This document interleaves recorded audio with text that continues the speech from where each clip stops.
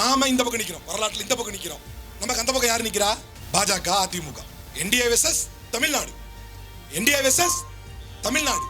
அழிவுக்கும் ஆக்கத்திற்குமான போர், மதவாதத்துக்கும் மதசார்பின்மைக்குமான போர், நியாயத்துக்கும் அநீதிக்கும் எதிரான போர், சரிக்கும் தவறுக்குமான போர். இதுல சரின்னு சொல்றவனுக்கு ஒரு கருத்துண்டு, தப்புன்னு சொல்றவனுக்கு ஒரு கருத்துண்டு, மதம் வேணும்ன்றவனுக்கு ஒரு கருத்துண்டு, எல்லா மதமும் நியாயம் தர்மமா ஒரே மாதிரி இருக்கணும் கருத்துண்டு. உனக்கு ஏதாவது கருத்துண்டா? திருப்பரங்குன்ற இஷ்யூ விளக்கு ஏத்தணும் அப்படின்னு உறுதியா நிக்கிறான்.